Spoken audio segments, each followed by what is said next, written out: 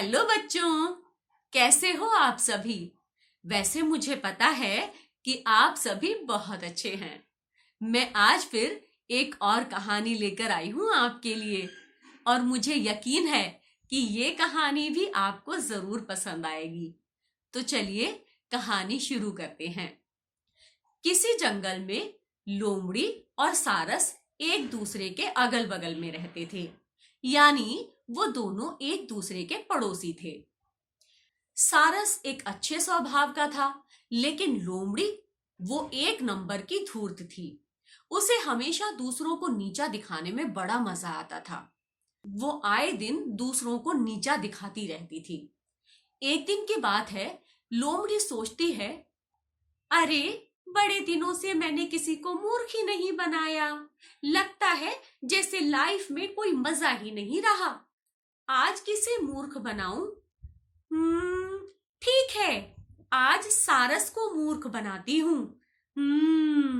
और ऐसा सोचकर वो सारस के घर पर पहुंच जाती है और उससे कहती है, अरे सारस भैया, मैं ना आज तुम्हें दावत के लिए न्योता देने आई हूँ।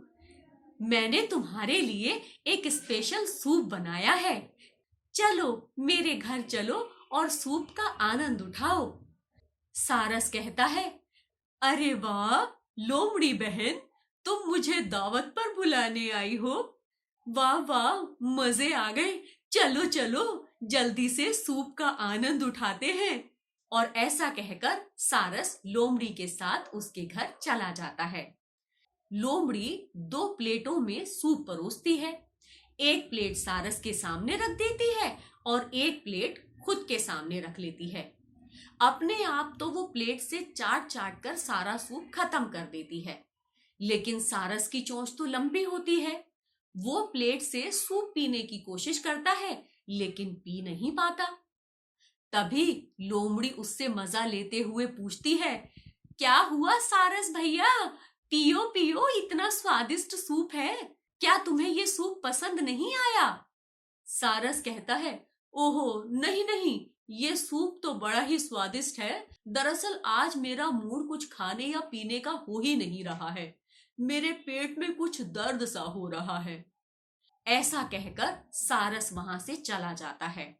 लेकिन उसे लोमड़ी की ये बात पता थी कि वो हमेशा दूसरों को नीचा दिखाती है, और इस बार उसने उसे बलि का बकरा बनाया था। मतलब इस बार उसने सारस को नीचा दिखाया था। वो मन ही मन ठान लेता है कि वो इसका बदला लोमड़ी से लेकर रहेगा। अगले दिन वो लोमड़ी के घर पहुंच जाता है और उससे कहता है, नमस्ते लोमड़ी बहन। लोमड़ी कहती है, ओहो हो, नमस्ते सारस भैया, कैसे हो? अरे लोमड़ी बहन, आज मेरा जन्मदिन है, तो मैं तुम्हें अपने जन्मदिन की दावत के लिए बुलाने आया हूँ। चलो चलो, मैंने तुम्हारे लिए एकदम बढ़िया सा सूप बनाया है।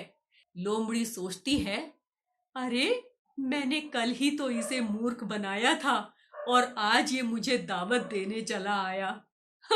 मूर्ख कहीं का। लेकिन मुझे क्या, दावत तो उड़ानी ही है ना। मैं तो इसके साथ जाकर सूप के मजे लूंगी।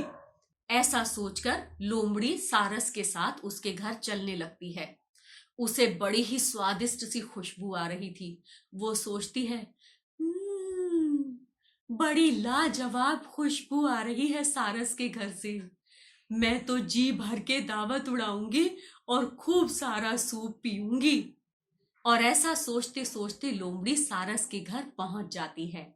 सारस ने तो बदला लेने की ठान रखी थी। उसने दो सुराही में सूप परोसा। सुराही तो आपने देखी है ना, उसका बहुत पतला सा मुंह होता है। अब क्योंकि सारस की चोंच तो पतली होती है, वो अपनी चोंच को आराम से सुराही के अंदर डालकर सूप पी सकता है, लेकिन लोमड़ी बहुत कोशिश करती है, कैसे भी वो उसके अंदर या तो मुंह घुसा करके उस स्वादिष्ट सूप का आनंद ले, या फिर उसको टेढ़ा मेढ़ा करके कैसे तो वो सूप पिए, लेकिन वो सूप पी ही नहीं पाती है। तब सारस उससे पूछता है, हे, क्या हुआ लोमड़ी बहन, तुम सूप नहीं पी रही हो? सूप स्वादिष्ट नहीं लगा? लोमड़ी कहती है, नहीं नहीं, सूप तो बहुत स्वादिष्ट है, लेकिन ना मैं अभी अपने घर पर स्टोव जलता हुआ छोड़ आई हूँ। उसके ऊपर कुछ मैंने गर्म होने के लिए रखा हुआ है, कहीं वो जल ना गया हो, इसीलिए मैं जरा जाकर देख कर आती हूँ। और ऐसा कहकर लोमड़ी वहां से खिसक जाती है और अपने घर जाकर सोचती है, मैं हमेशा दूसरों के साथ मजे लेती हूँ ना, दूसरों को नीचा दिखाती हूँ। इस बार सारस ने मुझसे उसका बदला लिया है। बाप रे बाप, मैं आगे से कभी किसी को नीचा नहीं दिखाऊंगी। तो बच्चों, इस कहानी से हमें ये सीख मिलती है कि कभी भी किसी को नीचा नहीं दिखाना चाहिए।